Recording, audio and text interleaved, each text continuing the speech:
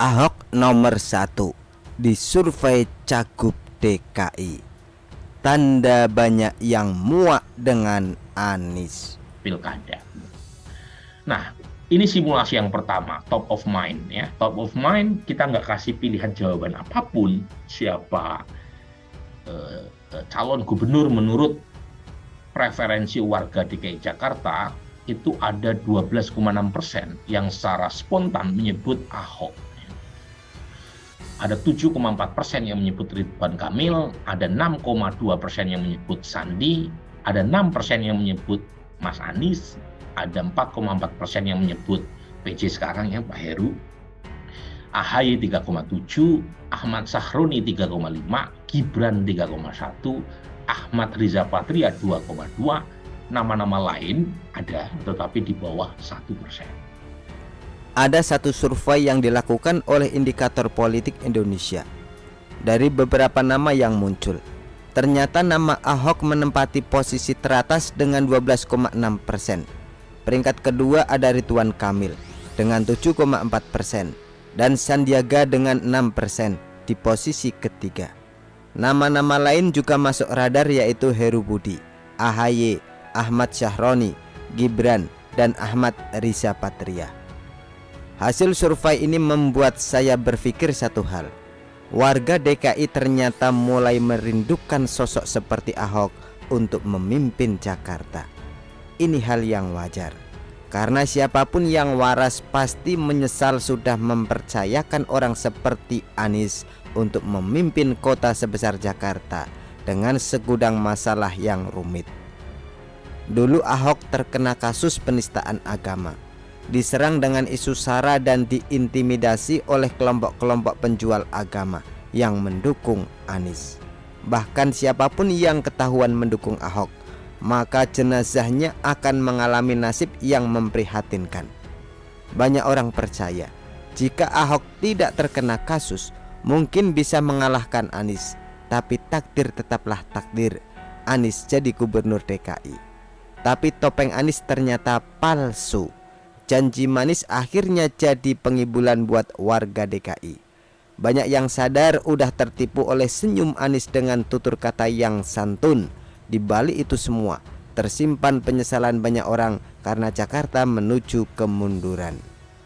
Munculnya nama Ahok seolah mengisyaratkan muaknya warga terhadap kemunafikan gubernur sebelumnya. Sebagian besar mungkin sudah sadar bahwa yang munafik adalah orang yang tidak bisa kerja.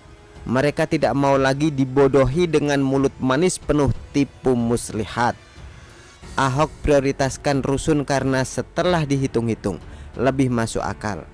Anies menjual janji murahan bernama rumah DP 0 rupiah. Bahkan janjikan warga DKI bisa punya rumah. Hasilnya kalian pasti sudah tahu sendiri. Ahok prioritaskan normalisasi sungai untuk mencegah banjir. Anies jualan naturalisasi sungai.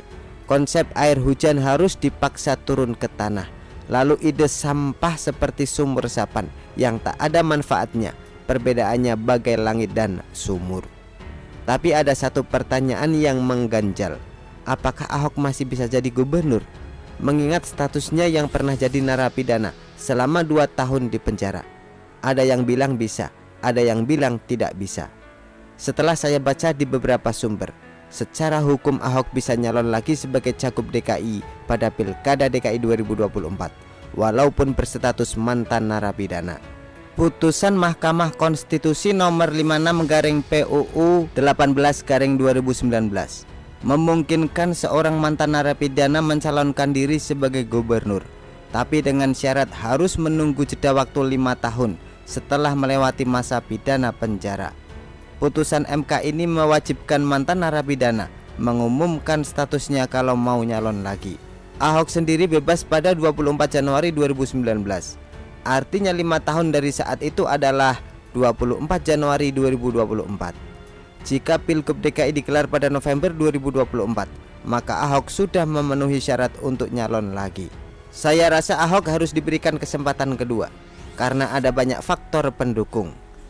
Yang pertama, Anies tidak sehebat yang dipromosikan kelompok pemburu nasi bungkus dan penjual agama. Sudah banyak yang menyesal dan gigit jari karena dikibuli dengan telak. Yang kedua, kelompok intoleran saat ini sudah lemah dan tidak sehebat tahun 2016 dan 2017 dulu. Dulu mereka di atas angin, dapat peluang emas dari kasus Ahok, disponsori oleh Bohir yang mencairkan logistik secara besar-besaran. Kebetulan konteks masalahnya adalah agama, sehingga mereka serasa dapat durian runtuh. Saat ini mereka sudah kayak macan ompong, kepalanya sudah kapok dan tak berani berulah meski sudah bebas dari penjara. Kelompok ini sesekali masih berusaha garang, ibarat macan ompong yang pakai gigi palsu kepunyaan neneknya. Kelompok intoleran tidak punya tempat lagi di negara ini.